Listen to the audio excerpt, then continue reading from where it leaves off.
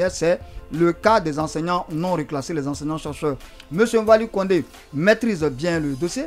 Il va rapidement nous donner quelques pistes par rapport à l'évolution du dossier. Bien. En attendant qu'après la pause, on revienne avec notre correspondant aux États, en Russie. En Russie. Oui. Bien, et je pense que la semaine passée, et je vous ai déjà informé, nous avons été reçus, je parle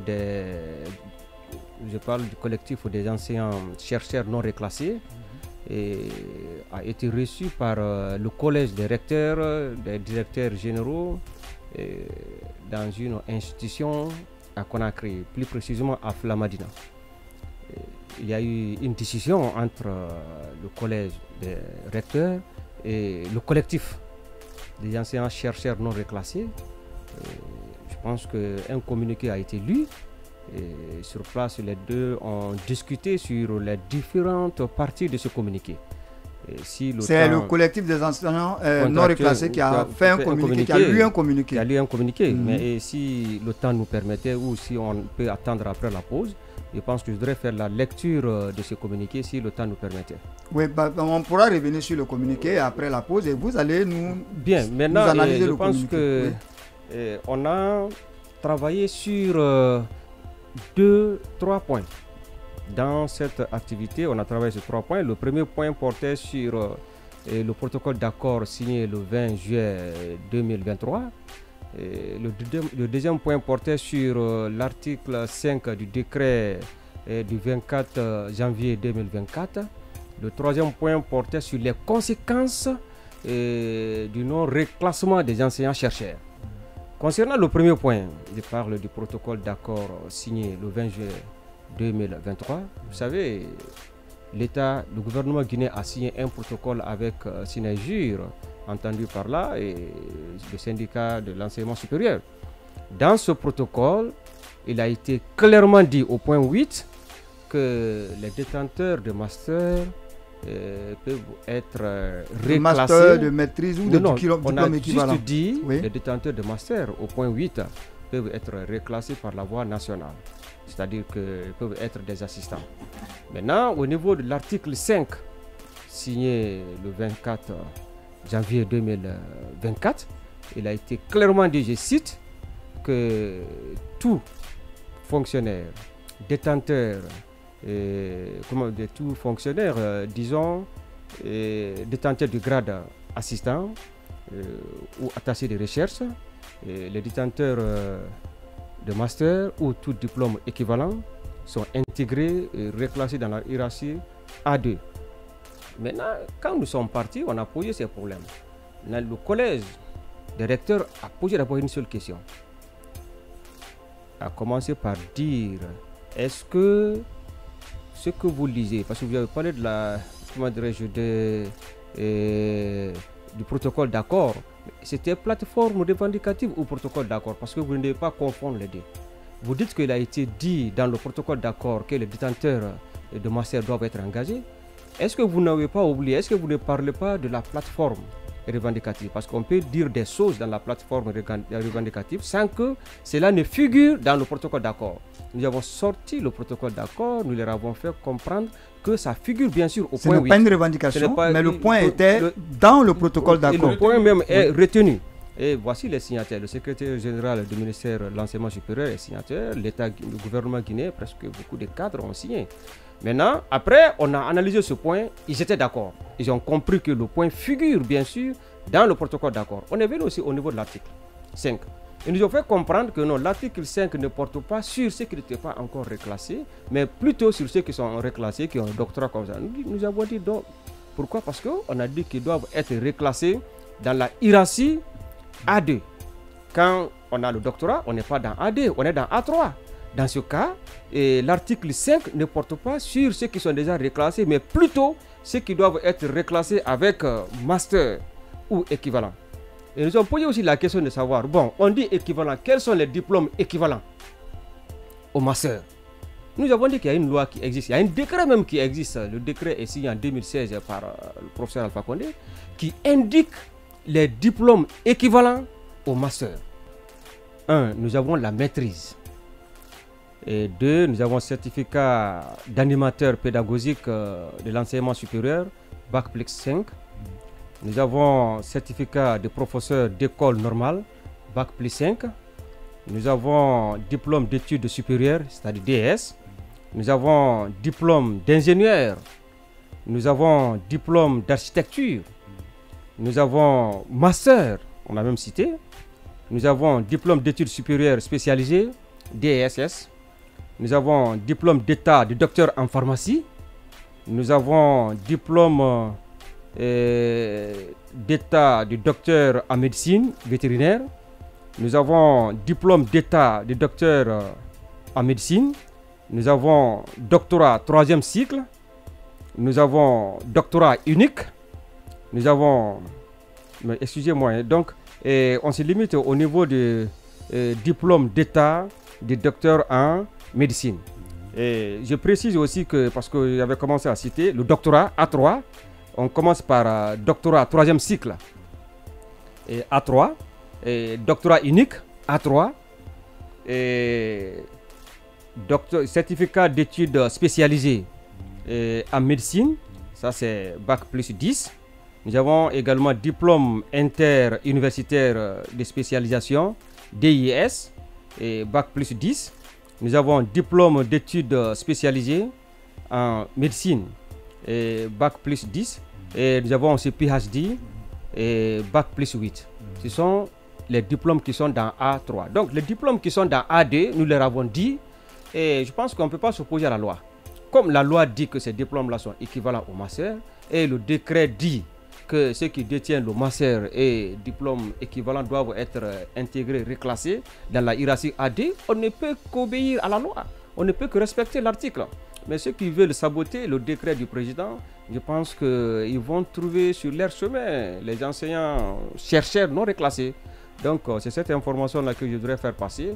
Et je voudrais aussi rappeler que le 3e point, qui est très émouvant. Vous savez, actuellement, est-ce que vous savez qu'à l'université, les enseignants sont divisés?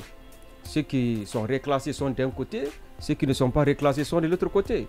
Est-ce que vous savez que les caisses... donc il y a une fissure interne dans le corps professoral de l'université. Caisse sociale qui se trouve dans les différents départements. Est-ce que vous savez que ceux qui ne sont pas reclassés et ne participent plus à l'alimentation de ces caisses-là? Mais imaginez-vous... Parce qu'ils gagnent moins en fait. Oui, nous faisons le même travail, mais vous prenez le triple de mon salaire. J'ai la maîtrise, vous avez la maîtrise, mais vous prenez par exemple 10 millions, moi je prends 3 millions. Alors que vous enseignez une seule matière, moi j'enseigne 3 matières. Mais vous prenez 10 millions, moi je prends 3 millions, alors qu'on a le même diplôme. L'injustice est flagrante. L'injustice là est là. Oui. Et il y a aussi un fait que je voudrais rappeler, parce que c'est ce qui a beaucoup attiré l'attention des recteurs. Il y a un professeur à l'université, il a 20 ans d'expérience. Il a son assistant. Maintenant, quand la liste est venue, son assistant est reclassé, et lui n'est pas reclassé. Et lui, il est détenteur de master, son assistant est détenteur de licence. Il est reclassé, mais lui n'est pas reclassé. Mais là, c'est le monde à l'envers. Donc, c'est pourquoi eux-mêmes nous ont dit que... Oui. Maintenant, c'est ce qu'eux nous ont dit. Ils nous ont dit, je ne parle pas des recteurs au département, quand on a été là-bas, ils nous ont dit, bon, ce que vous allez faire, faites la liste de tous ces gens-là, nous allons les sortir du système. Nous avons dit qu'il ne s'agit pas de les sortir du système. Qu'est-ce qu'il faut faire? Il faut poursuivre ceux-là qui les ont reclassés, parce que nous sommes dans un état de droit, on n'est pas là pour ça. Notre objectif n'est pas de venir dire que nos collègues doivent sortir du système. Ce n'est pas à vous de rendre justice. Ce n'est pas à nous de rendre justice. C'est à l'autorité de rendre justice. Nous, nous sommes venus juste pour respecter les 2 points. 1. L'article 8 du protocole d'accord signé entre le gouvernement et Sinajur. 2. Le respect scrupuleux de l'article 5 du président de la transition. Mais s'ils sont dans l'esprit de sabotage de ces 2 textes, je pense que nous sommes dans un état de droit. Nous allons tirer toutes les conséquences qu'il faut pour trouver solution à notre problème. Nous sommes dans cette logique. Voilà, donc je profite pour dire un petit bonsoir à Mamadi Toura Konaté, qui était notre invité de parcours la dernière fois. Il nous suit en direct. Parents, bonsoir. Et la prochaine fois, on vous invitera encore pour parler de l'éducation. Monsieur Ibrahim Mansaré, vous êtes assez remonté lorsque vous écoutez ce genre de témoignages, parce que vous avez souvent été le pourfendeur de ceux-là qui sont injustement frappés par notre système universitaire qui parfois ne fonctionne pas toujours bien. Monsieur Mansaré, oui. Merci, Monsieur Konaté. Il est très regrettable qu'aujourd'hui, notre département de l'enseignement supérieur n'arrive pas à jouer pleinement son rôle comme ça se doit ou comme ça se fait dans l'espace CAMES. Il faut signaler qu'aujourd'hui, nous sommes le seul pays du CAMES où il n'y a pas de voie de recrutement officielle pour intégrer l'enseignement supérieur. je vous ferai savoir qu'il n'y a même pas encore 2 semaines, en Côte d'Ivoire, il y a un appel d'offres qui est lancé à tous les détenteurs du diplôme de doctorat et les grades y afférents afin de postuler sur une plateforme dédiée officielle pour remplir des conditions afin d'être engagé au niveau de la fonction publique au compte de l'enseignement supérieur. Ce n'est pas le cas chez nous ici. Il faut passer par une relation d'un chef de département, par affinité qui remonte votre dossier. Et si ce dernier n'aime pas votre tête, vous n'êtes pas en mesure d'accéder à l'enseignement supérieur. Ça, le mérite n'est pas récompensé en fait. Exactement. On vous dit carrément que les universités sont autonomes, le département ne peut rien faire. Donc il faut avoir la conformité entre le département, les textes du département et le ministère de la fonction publique et les institutions d'enseignement supérieur afin qu'on puisse officialiser l'engagement au niveau de l'enseignement supérieur. Ça, c'est que la procédure soit connue. Soit connue et officielle. Et qu'il n'y a pas d'affinité dans ce cas de figure. Secondo, ce qui est très regrettable, il n'y a pas encore longtemps, il y a eu la demande de dossier de reclassement dont le frère faisait cas tout à l'heure. Vous n'êtes pas sans savoir que quand on parle de reclassement, c'est le premier grade universitaire. Au niveau de l'enseignement supérieur. Aujourd'hui, ce reclassement s'est passé dans une situation purement officieuse. Il n'y a pas on fait en cachette. En cachette. Et de plus que même les universités privées n'ont pas été associées pour être là. Pourquoi? Que quelqu'un aujourd'hui est enseignant supérieur au niveau de, je sais pas, au niveau de Kofi Annan ou de l'UNC ou de l'Université internationale de Guinée. Non, on va pas faire la publicité quand même. Exactement, mais ce que j'aurais souhaité, il faut que ceux-ci aussi ont droit d'être reclassés. Parce qu'ils ne peuvent pas se reclasser d'eux-mêmes, ils ne peuvent pas s'auto... il faut que le département participe à ce donc normalement, le processus de reclassement doit être open pour tout le monde et que ce soit de privé et de public. Je vous fais un témoignage. Moi, j'enseigne dans certaines universités privées. J'ai été même vacataire à Sonfonia. Mais compte tenu des traitements et de la situation que nous observons, on ne peut pas continuer dans cela. Donc, je vous fais confiance que moi, personnellement, je voulais déposer ma candidature. J'ai appelé Sonfonia, on m'a dit que non, la date est terminée. Je vais au niveau de l'enseignement supérieur, je fais le dossier, je dépose.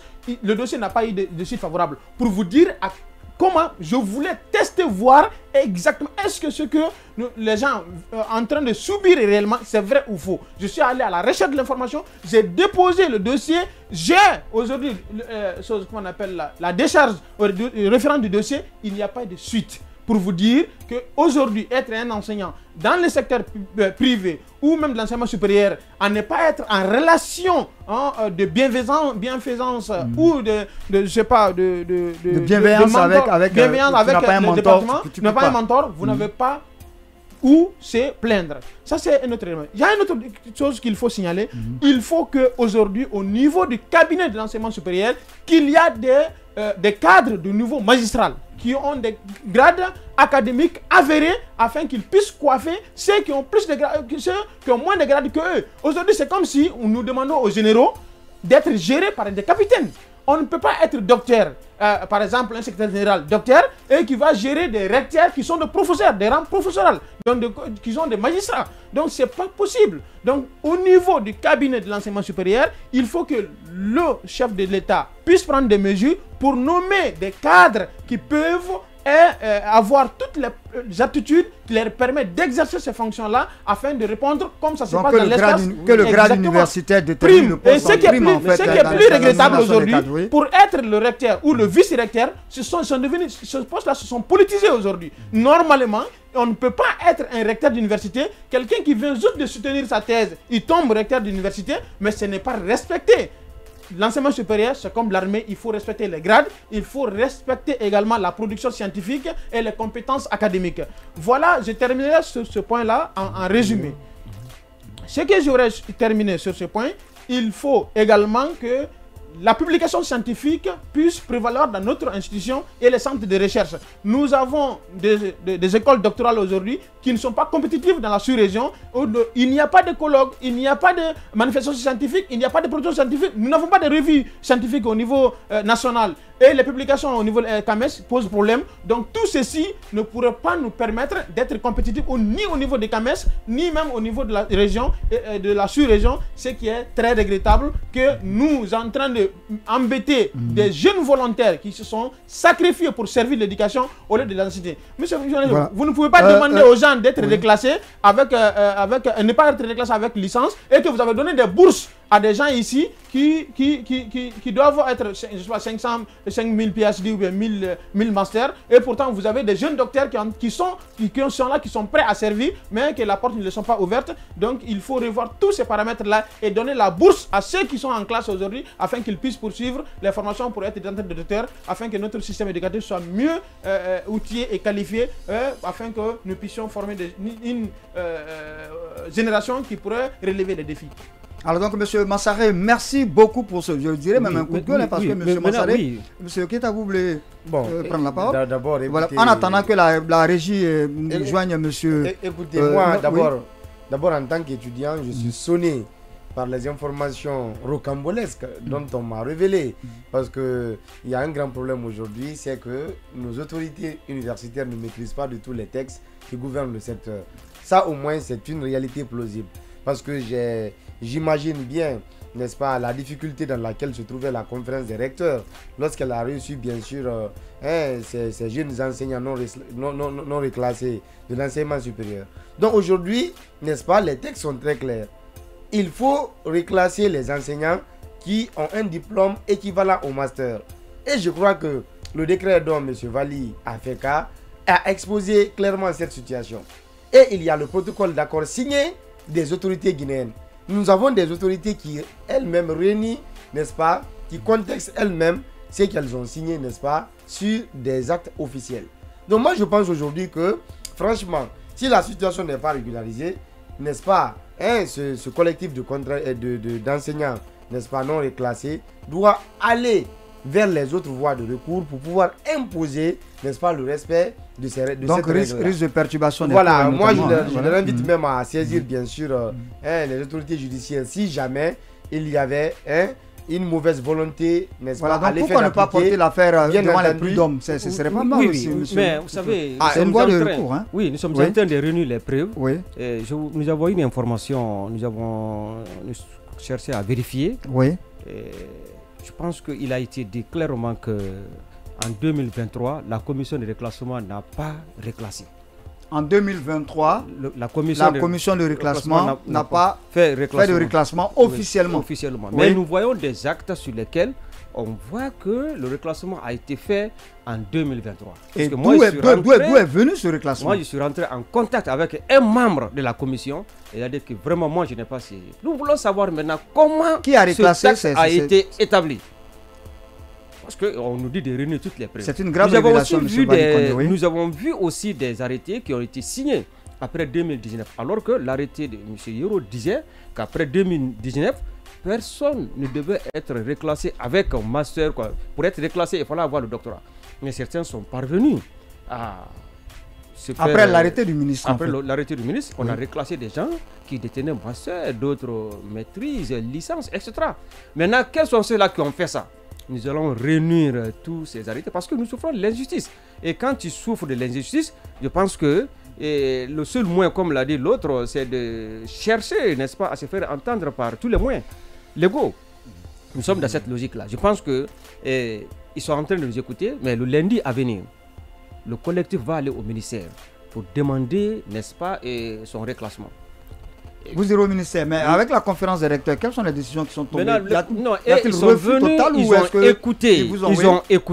ils ont écouté, n'est-ce pas, le collectif, et disent qu'ils vont analyser, ils vont étudier tous les documents, et après ils vont revenir. Parce qu'ils ne peuvent pas prendre une décision. Ils ne peuvent que remonter au département. Je suis en train même de voir. Donc ils ont un rôle consultatif. Maintenant, je suis en train de voir, est-ce que le statut particulier ne leur donne pas le droit de recruter? Le statut particulier leur donne ce droit-là. Parce qu'il y a l'autonomie aujourd'hui des institutions d'enseignement supérieur. La symphonie a pu demander à ce que ces cadres-là soient recrutés, ou bien à ce qu'on revoie un peu, disons, la situation de ces cadres-là. Je pense que c'est possible. Et maintenant, nous sommes en train de les suivre dans leur démarche. Et le lundi, vous-même, vous allez constater cela. Les cadres iront au ministère et demanderont. Comme l'a dit M. Massaré, je suis d'accord avec M. Massaré. Quand le collectif a été au ministère, pendant que le collectif est en train de discuter avec les cadres, on dit non, vous ne serez jamais reclassés.